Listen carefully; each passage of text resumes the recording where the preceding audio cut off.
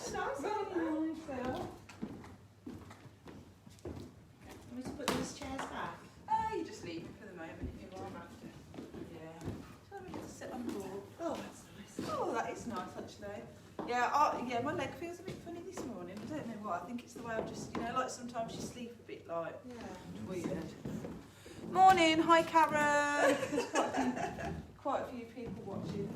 Nick's organised, she's brought a drink. Yeah, mint tea. Oh, Mint tea. Yay. I always have a cup of tea first thing. I can't have a cup of tea if I'm doing exercise first thing because it's game over. I just don't like tea. I've got my water, but Tea or coffee. Lila thinks it's hilarious that I don't like tea. So, morning, hello. Happy Sunday, how is everybody today? I am live chatting about the menopause and then we're going to do a little 10-minute workout towards the end of the session as well. So stay tuned if you are interested and want to hear a little bit more about it. It is World Menopause Day tomorrow. So just going for it and doing a little bit of a chat this morning. Okay, right then. Let's go. I might sit on my ball actually, it's a bit better. Is that okay? I hope you can see me at home as well and here. Hi to you too. Oh, I'm going to talk, but I'll probably look at that. no, that's Is fine. that okay? Just so, yeah. Right then, so let's talk about the menopause. Oh, let's just see. Somebody's saying something. Morning, Jude. Morning. Jude didn't come there. No, she's staying at home. She might, well, yeah. I'm not, you guys are going to stay for dance tone though, aren't you? So, Di was like, have I notes here? And then we realised that we'd just put the thing over them, so I've just managed to dig them out. So, never mind. Right then, let's talk about the menopause then, team. So, today I am basically going to talk to you a little about the menopause, what happens in regards to your hormones, and then talk about nutrition, exercise, stress, a little bit about sleep, and just give you some basic information really, and give you the information I can give you to help. Going forward, so at the moment I've been doing a 6-week prime course with some of the ladies that come here. Some of them are watching as well, which is fab. And we've deep dived into like nutrition, exercise. We've talked a lot about stress, sleep, and again we've talked about our hormones. So this is only going to be like a bit of an overview, but we've deep dived a little bit more. But we've been doing a workout on a Monday and a Thursday, and those workouts are specifically for menopausal women, especially to try and help burn as much fat as possible, and that are a bit more suitable. So I'll talk about that when we go into exercise a bit more, but the ladies have really liked the workout. So basically I'm going to continue with my Monday one going forwards after half term, and that's going to stay on the timetable, but that will be accessible to everybody basically. And again, if you can't come in person, I'll probably most likely pop that on a recorded one, not every week, but then there'll be some that are saved as well, so you can do those if you want to. But again, all of the other classes and a lot of the classes that we do are fantastic in regards, but it's just having a bit of a look, and obviously everybody is so different, it doesn't affect everybody in exactly the same way, okay? So, I've got my notes just in case I forget anything, because you know that I've got a lot to talk about and I often digress. You know that, definitely. So, let's talk about perimenopause first. So perimenopause is basically your number of eggs are falling, okay? You've got small symptoms, your periods can change, and your estrogen and progesterone levels are decreasing, okay? So some of you might not be in full menopause yet, you might be in perimenopause, some of you might not even know. I myself am in perimenopause. I have some of these changes, excuse me, I have some of the symptoms. But again, your perimenopause can last for a long time. It can last for up to 10 years before you even hit the menopause, okay? Fantastic. Yeah, I know. It's all, somebody else come in. Hi, come and join the menopause. Okay, that's fine. If you want to sit, you can sit over there, or we've got a ball, we've got a chair. Oh. Yeah, well, we were just like, we'll just sit and have a little bow, so go for it. So then, yeah, I know, I don't know if this is necessarily going to be, I don't want to be doom and gloomy, that isn't the whole point, but unfortunately a lot of it just, a lot of cheer with well, a lot of it feels that way, but the whole point is that it's supposed to be a little bit empowering in a sense that you get given the information and you can like help yourself as much as you can, basically. So your menopause itself, okay, so you've got a change in the balance of your body's sex hormones, yeah, your ovaries stop producing as much estrogen, and basically stop releasing your eggs. So it's basically classed as a year without periods is when you are officially in the menopause, but obviously that can differ depending on if people are taking different types of contraception and if you're having periods anyway, okay? So basically it's quite difficult to specifically say if you are taking certain types of contraception and perhaps you don't have any periods for you to be able to track that. But if you don't and you can track them, then obviously that's a really beneficial way. So yeah, symptoms, the list is endless, ladies, isn't it? It's endless. So what one person gets, another might not, but main ones tend to be hot flushes or sweats. We know a lot about those, I think.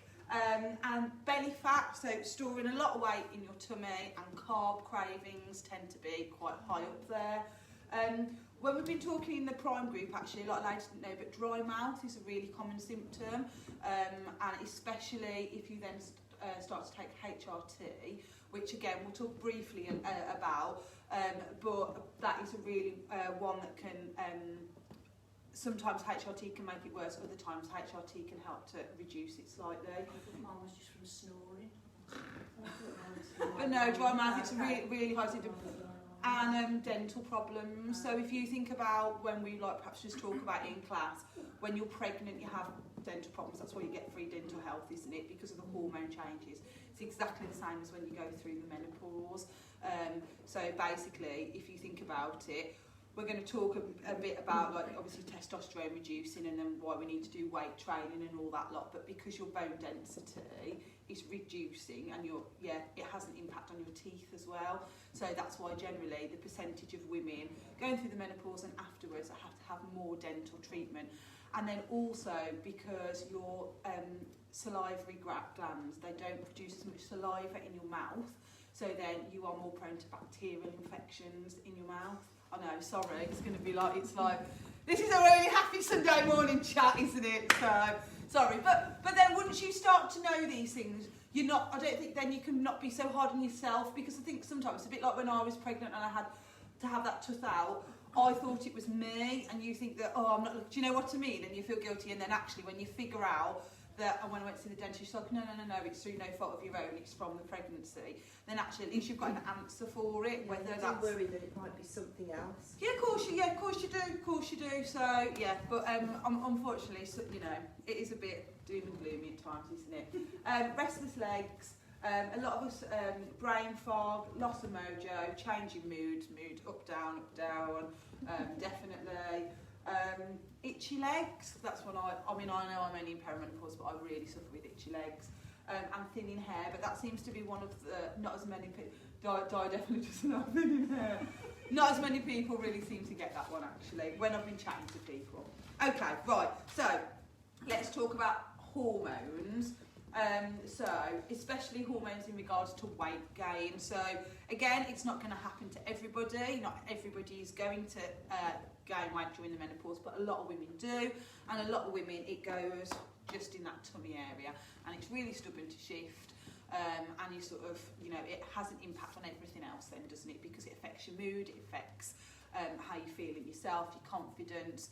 And again, you're just on that roller coaster a bit. So your estrogen declines from your mid-30s, and then basically that makes you more prone to weight gain, makes you more prone to cravings and low mood.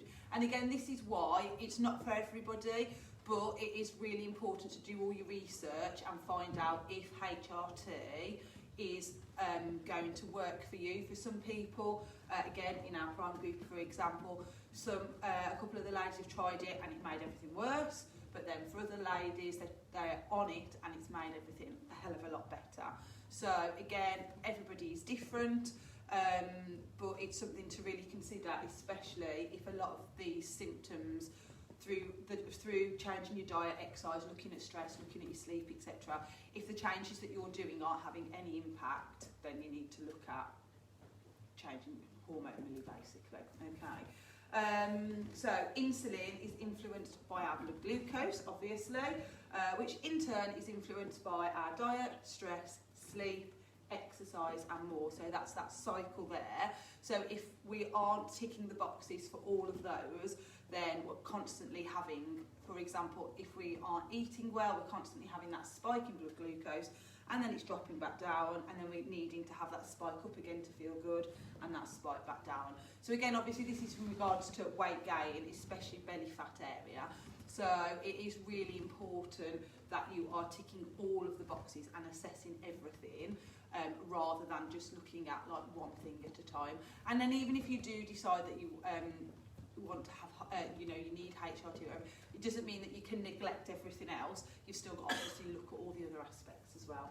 So testosterone, this can be too high or too low. Like, it's not just one, it can be both. And that can obviously have an impact on lots of things, but that can have an impact on your sex drive mainly, okay?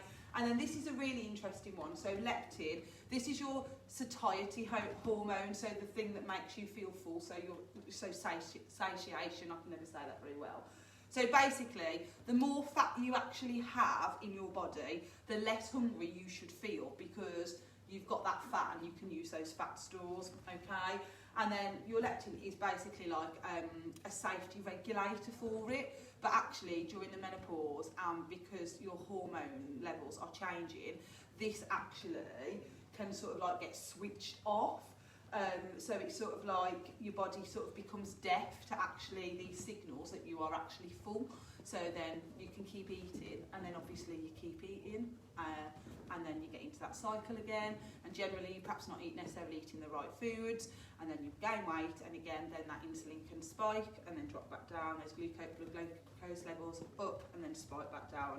So that's what, again, it's things to have a look at. And then, so if we move on from that into diet, so into nutrition, so basically, the focus now for us needs to be eating for health, okay? So I'm not saying you can't enjoy yourself.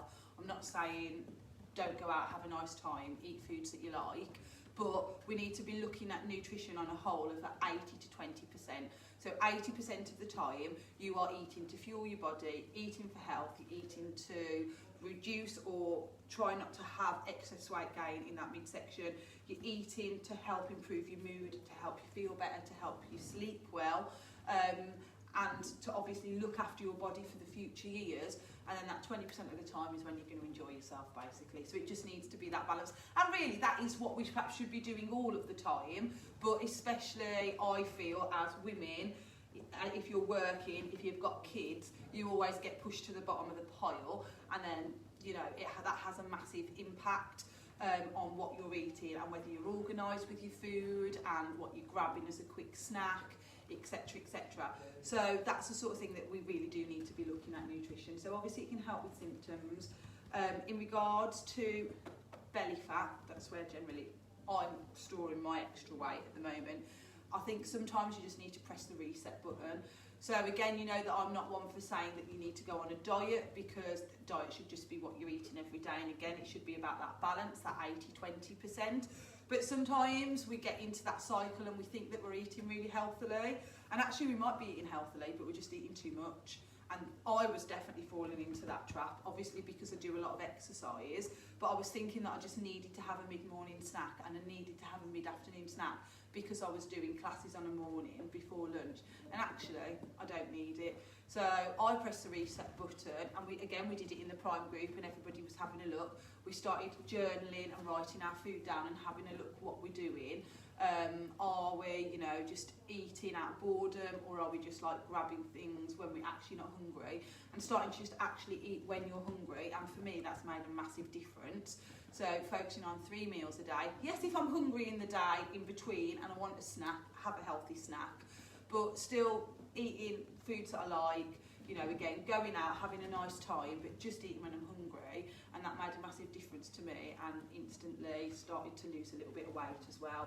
So obviously, initially you're always going to lose more weight, aren't you, if you are pressing the reset button and sort of in the mindset of it, but carrying it on forwards, just having a look at what you're eating and when you're eating basically, and trying to make sure that you're just eating when you're hungry and just not eating for the sake of it. Okay. So in regards to nutrition and menopause, 3 of the main things that you can do to help yourself nutritionally is, well, actually 4 I suppose. Make sure you're eating enough protein. So it doesn't have to be animal protein, it can be plant protein. So you can, you know, chickpeas, pulses, legumes, all those sort of things.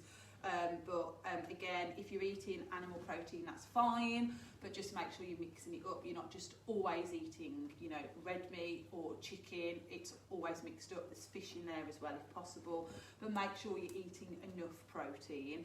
If you want to, I can let you know how much you should be roughly eating of that. But obviously, so plenty of protein. Looking at your carbohydrates. So again, your carbohydrates, you're falling into that cycle with that spike in the blood glucose. You need to be making sure that you are eating enough complex, or they need to be complex. So we're trying to shy away from simple carbohydrates. So yeah, your simple are like, you know, you think of like your biscuits, your donuts, things like that. But you have got like your white bread, your white wraps, things that are going to spike you quickly. And also your carbohydrates, it doesn't have to just be brown, like, yeah, brown rice, brown pasta, etc. They're great. There's loads of others that you can have, but also looking at getting your carbohydrates from your vegetables as well, okay? So just having a look and thinking, well, actually, it doesn't have to just be that I'm just getting my carbs from rice, pasta, things like that. Having a look at where else, you know, vegetables contain, some vegetables contain a lot of good complex carbs, and actually they'll keep you full. So yeah, so complex carbs, making sure you're eating enough protein. Green leafy veg, loads of green leafy veg, really, really important, really good for your body, will help that along with omega-3. So if you don't like fish, or you're not really into, you know, oily fish at all, perhaps consider taking a supplement. But omega-3, absolutely fantastic, really important for your brain fog, your mental health, helping to maintain a good mood as well. So really, really, really important. So those are the top 4 tips when it comes to nutrition. Obviously just eating well-balanced meals, and if you can cook as much as possible, but trying to get, especially your green leafy veg, as much green leafy veg in to your diet as possible. Okay. Right then, so let's talk about exercise next. So exercise in regards to menopause is going to be, again, different for everybody. Some of you, when you start to hit menopause, perimenopause into menopause, you might feel absolutely amazing. You might feel that you've got like this new lease of life, and you can go run marathons. The rest of us are like, yeah, no, we're not doing that, Gemma. Okay, so everybody is completely different. It's never going to be one size fits all. Some of you might do like high intensity workouts like HIIT training or similar, and feel that you can then continue to do that all the way through. It has no impact. Others of you might find that actually that's what you always like to do and you still love it, but it's having a really negative impact on your body. So when we're looking at exercise, we need to look, especially in the menopause, we need to look at how it is affecting your pelvic floor, because obviously some of us, if you've had a baby, or if you haven't, you might have had an accident. It could be from childbirth, might have a weakened pelvic floor already. Some of you might have been fine with your pelvic floor all the way throughout, and then once you get into the menopause, again, because of imbalance of hormones, you might find that your pelvic floor becomes a bit dysfunctional. So you might find that the high intensity exercises actually aggravate it, and that you're struggling with all the jumping, okay? And then that can also have a negative impact on your joints. So again, I'm not saying don't do something in regards to exercise. It is completely individual. It will be what you've perhaps what you've been used to doing before, but again, everybody's going to be affected differently. In regards to joints, some people in the menopause, some ladies just find that they feel really achy. So obviously when we do exercise and we get our DOMs, that's muscular, isn't it? But if you are really feeling it, like all the jumping and things are affecting your joints, then that's when you perhaps need to have a think about, actually, do I need to do the high option? Can I still get a really good workout from doing the lower options, basically? But again, that's going to be completely individual. You're the only one that's going to know what the effect is on your body. And again, what I suggest is get a book and just basically write everything down. So if you really want to have a bit of a, perhaps a reset yourself, start to write down your nutrition, start to write down what exercise you do, how does it make you feel, and again, just do think certain things affect your mood, others don't, but yeah, especially if you're noticing things like that when you're exercising. Okay, focus for perimenopause into menopause and beyond. The focus needs to be resistance training, mainly for two main reasons. One, to maintain good muscle mass, and two, for bone density. Okay, so again, some lovely stats because you know it's all doom and gloom. Your muscle mass reduces 1% every year after the menopause. Once you have gone through the menopause, your body, the bone density that you have, that's what you've got basically, okay? So your body isn't going to keep laying down more bone, so the only way that you're going to maintain good muscle mass and bone density is through exercise, and it needs to be weight bearing. So again, cardiovascular exercise is amazing, and as I always say, and I keep saying in my prime group, I'm never going to say to anybody, don't do any type of exercise, because exercise is good, but you again need to assess what you're doing, and do you need to change this workout for this workout because it's got more resistance training in, and it's going to be better for your bone density, or do you need to change this for this because actually when I'm jumping around and I'm doing jumping jacks, it's affecting my pelvic floor and my knees are hurting after. And I don't just mean like a little bit of an ache, this is like 2 or 3 days later, you know, you're still feeling it in the areas that you shouldn't be feeling it. So yeah, your muscles might hurt, not the next day, the day after, as a bit of DOMS, delayed onset muscle soreness, but actually it's your joints that it's having an impact on, so you're having to think about what you're doing. So again, I'm never going to stop people from doing workouts that they enjoy. For example, when people come to Zumba, a lot of the time they actually come, yeah, because you get your heart rate up, because we enjoy it, that's why you come, do you know what I mean? It's fun, it makes you happy, but again, it's 45 minutes generally, that's great. You might say, I'm going to do it, but I just need to drop the intensity down, I'm still going to get hot and sweaty, I'm still going to enjoy it as much, but actually I need to be doing some short workouts that are resistance based, for example, your pump and tone, or, you know, your kettlebell, but just no impact, because I need to basically lift some weights. Or you might go, I need a little gym program, and you could go and perhaps do that before you then came and did your cardio if you wanted to. But we need to increase that muscle mass. Remember, increasing that muscle mass doesn't mean, and again, us women need to get out of this, we're not going to become bulky. Those weights might feel heavy when we're in the middle of pump and tone and you're halfway through the class, but they're not heavy in the grand scheme of things. What they're lifting downstairs in the free weights gym, we're lifting 3 kilos, they're lifting 30 kilos a side. That's how you get bulky. Promise you're never going to get bulky from lifting 3 kilos. All that's going to happen is you are improving your muscle tone, which in turn is going to increase your metabolic rate. If you have more muscle, you burn more calories at rest, and then that means that you're more likely to stay slimmer, okay? Which is obviously what we want. And again, it's not about being skinny or slim, but it's just about not having excess body fat. And then also it's obviously going to have a positive effect on bone density. And again, that doesn't mean that you do have to lift weights every single day. You can do loads of other body weight type exercises and they will be fantastic. So even if you're just doing squats, press ups, anything like that, they're great. And don't forget, one of the best types of exercise you can do is to still walk. So as a menopausal woman, best exercise you can do apart from your resistance training and things that make you happy is to go out and have a walk. It's great to clear your head, help get rid of a bit of brain fog. It's weight bearing because you're walking, and you know there's no impact on your joints really, and you're going to get out and get some calories burnt as well. Okay, so always a winner going out for a walk. So yeah, so have a look. So again, this is what the Prime workout itself has been doing. I've just been offering, we've been doing 30-minute workout, sometimes 20 to 30, obviously by the time we've included your stretches and everything, but we've been doing weights, and yeah, we've still been doing getting our heart rate up, but we haven't been like jumping and going crazy, showing that you can still have a really, really effective workout without having to jump around. Okay, so last bit I'm going to talk to you today about is stress. So this has a massive impact on everything, okay?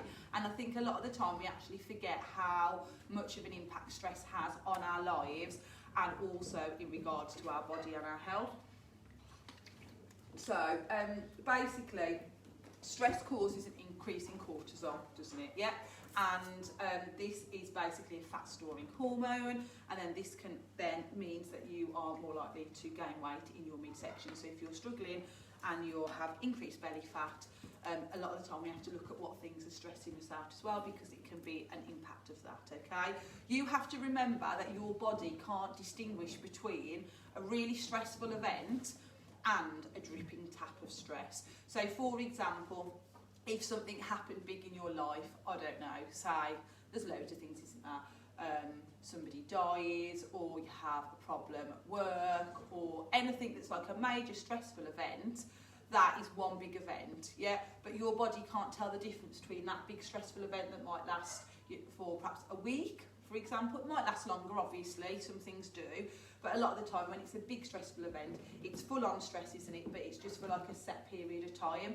Whereas when we have that dripping tap of stress, that is your everyday things that stress you out, but are there constantly, and they're always there in the back of your mind, and you basically, it's just dripping constantly, and it stresses you out on a daily basis. And actually that dripping tap is worse than that big stress, because obviously that big stress is really out of our control in a sense a lot of the time, isn't it? But this is always here, and your body can't distinguish between this big event and this dripping tap.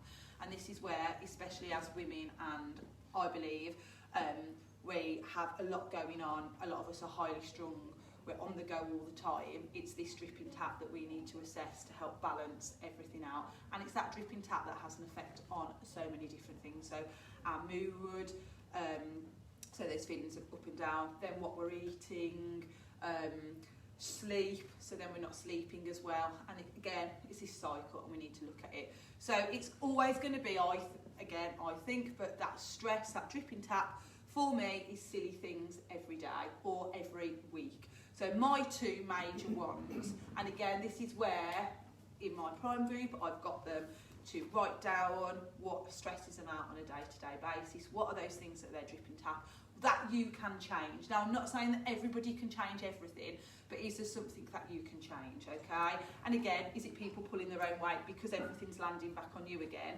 My main two are the ironing, which sounds ridiculous, but I fucking hate it.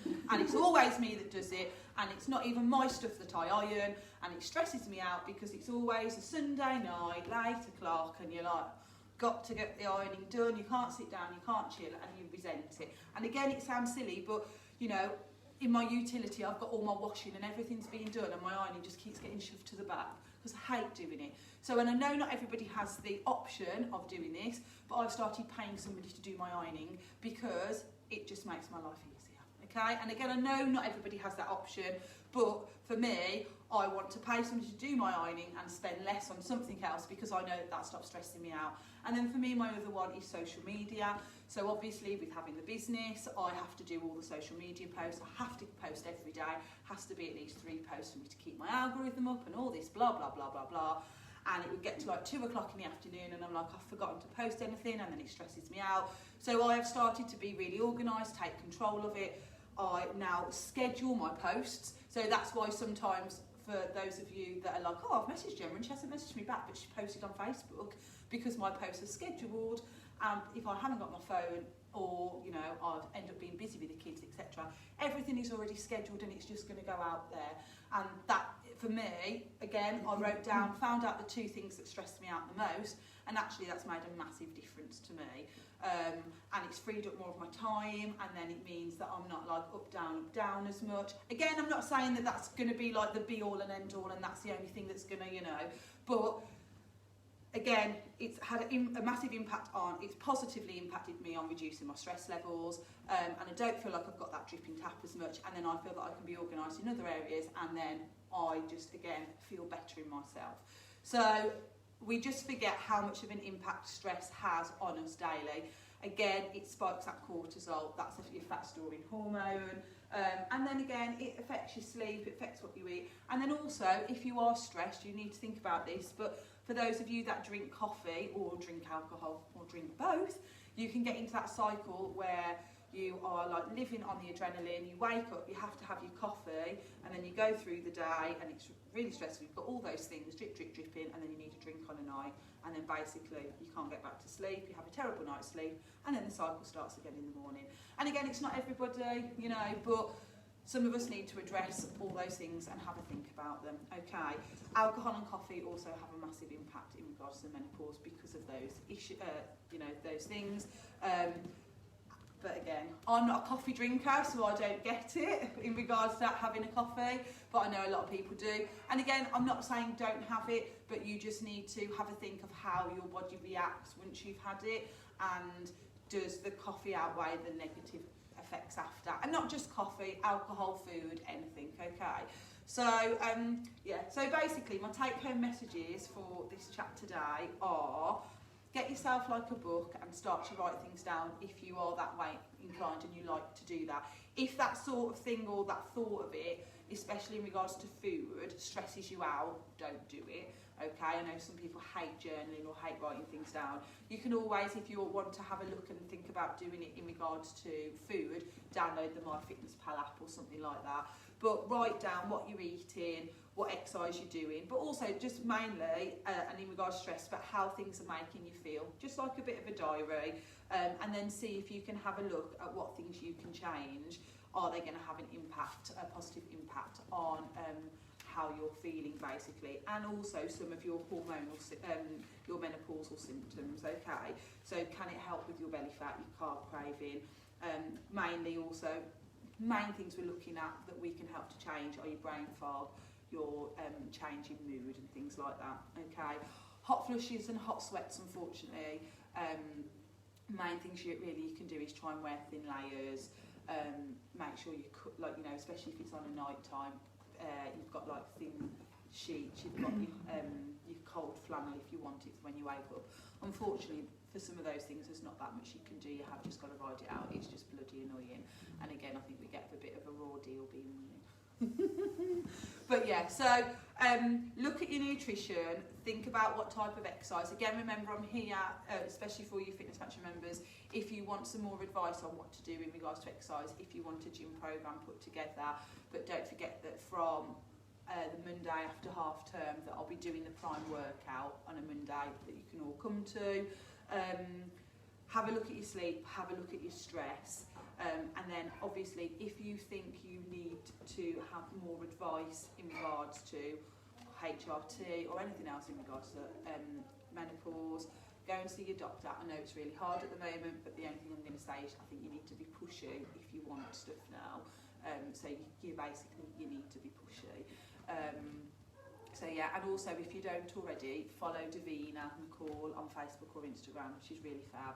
And again, she's been doing stuff like this all week, and she said it does seem a bit doom and gloomy, but actually we just need the information, and we need to talk about it more. Okay, so what I will probably try and do as well is just set up like a little prime group on Facebook for everybody that wants to, free to join, and then just pop this information in there as well so that you've got it, but then hopefully people can chat to each other about it, because there was two ladies in the gym in class the other week and they started chatting about it after class, and they just said they felt so much better afterwards, because, you know, we should talk about it because it affects loads of people, and it's obviously more of an issue nowadays because in the nicest possible way, but people are living longer, so women are having to go through the full-on menopause and coming out of it the other side, whereas obviously years and years ago we didn't live as long, so women weren't having the full effects of it.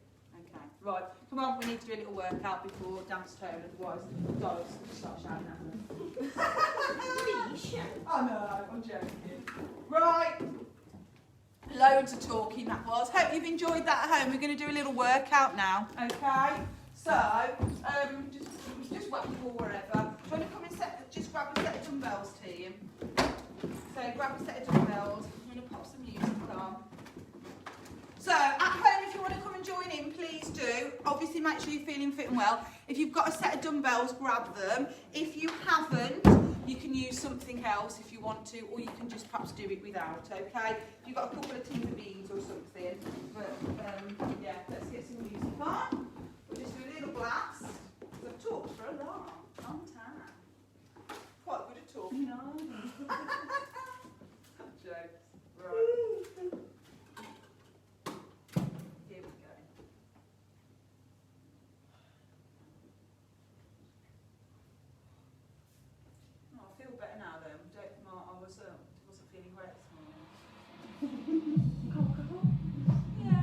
I'll just talk about that with you.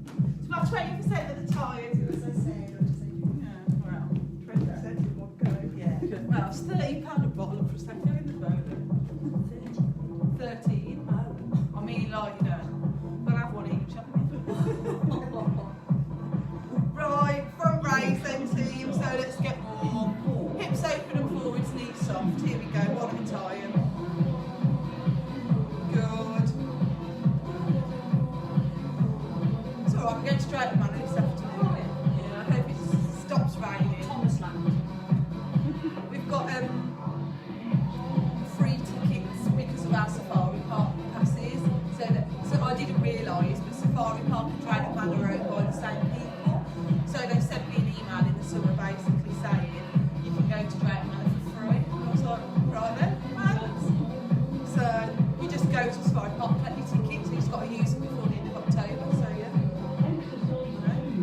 Right, so shoulders first. Let's take it into a shoulder press. Let's go up and down. Well done. So again, we're just going to do really basic exercises here, but just to show that we can get warm, we can work hard. Again, without jumping around. Again, I'm not saying don't do any cardiovascular exercise. Don't do your Zumba club, your boogie if you like them. Okay, but if you need to have a bit of a think about what you're doing exercise-wise, or you're not adding any resistance training in, then you need to. And also, actually, if you love your cardio exercise, but do struggle perhaps a little bit with your joints, as a result of the menopause, boogie actually is a very good option because there's no, the trampoline takes the impact basically. So just it is a really positive one in regards to cardio. Right, we're going to reverse flies next, team. Feet are hip distance apart. Let's go. And then perhaps if you are a Fitness Factory member and you can't get to some of the resistance-based classes that you want to, obviously you've got the gym and we'll do a free program if you need one. But perhaps if you can't fit it in, it might be worth thinking, oh actually, let's get myself a set of dumbbells and then jump on. And again, with the prime workouts that I do and save, then you can just do these little blasts at home. Come. Fantastic.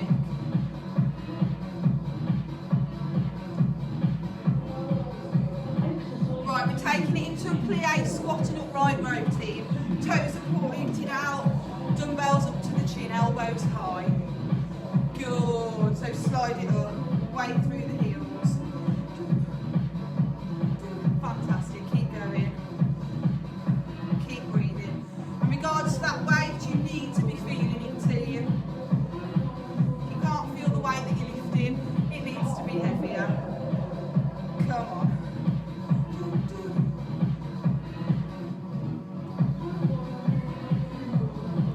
Well done.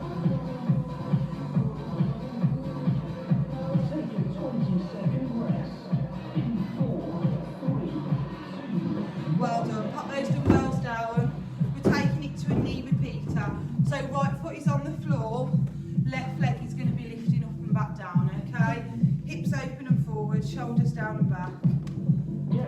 And again, these are fabulous types of cardio exercises to get your heart rate lifted without the bouncing if you need that. Here we go. So trying to be nice and low. So even though we are in this workout now, adding no impact, you can still move quickly and get that heart rate lifted. So you choose how quickly you move. Good. Back's nice and flat, driving that knee up to the tummy.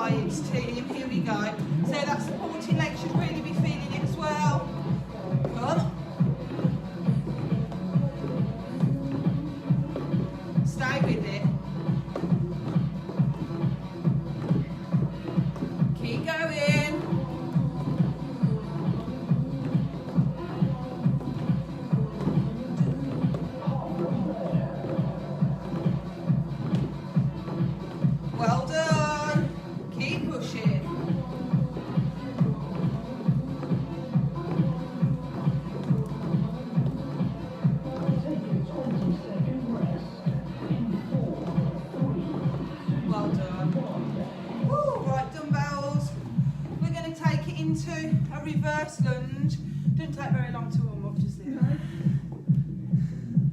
But then sometimes I'm like, is that because you're actually having a hot flush or is it because you're actually warm? It's a reverse difference. Yeah, there is a difference, definitely. One doesn't come over you like a wave. Reverse lunge and a bicep curl. So feet, knees and hips forward. Good.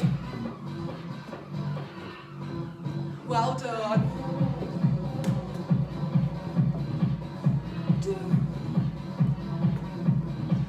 So if you're just doing one leg, change legs. If you're alternating, keep going. It doesn't matter what you're doing, as long as you're moving still.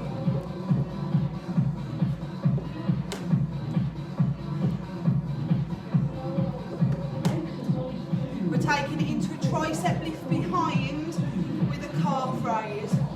So we're here. So I'm just going to turn so you can see me at home. Upper body's nice and tall, shoulders down back. Lift and tiptoes. Keep breathing. Good.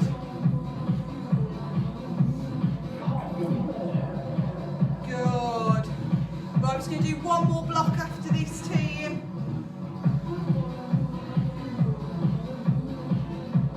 But again, you could be adding a little 10-minute block in, especially if you're, say you're coming to the gym like you 2 times a week, whatever, you're doing the workouts that you want to do, you're doing a curtsy lunge next, but you know, you want to add a little bit more in, or say you go out for a walk or a run, come back, little 5-10 minute blast with some dumbbells, really effective. Okay, hammer curl this time, so change your position, curtsy lunge, back heel off the floor, keep it moving, here we go. So nice quick tempo, and actually, the class that we've got on next, Dance Tone Tabata, absolutely perfect as well.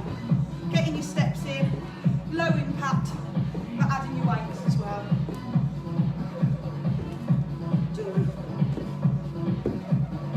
Lucy and Nick are staying as well, Di, so keep going.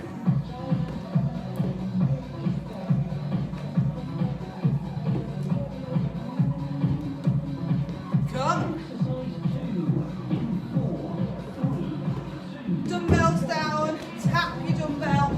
So again, you haven't got to add a bounce. You can, whoops, just go side to side. If you can't reach your dumbbell, you just reach down.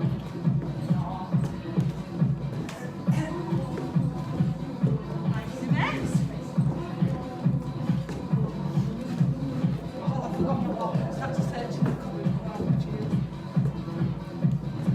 Come on, team.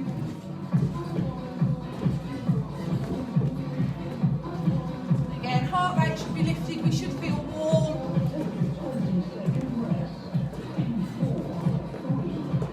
Fantastic. Well done. So, if you've joined in at home, please make sure you're doing some stretching to finish. If you want to carry on or go back to the start and redo that again, fantastic. Okay, hope you've enjoyed that. If anybody's got any questions, it's lovely there were so many people watching. If anybody's got any questions, please feel free to comment on here or send me a message. That's totally fine. Okay, happy Sunday. And again, I'll be sharing information on our Prime workout session that's going to be here every Monday very soon. Bye bye.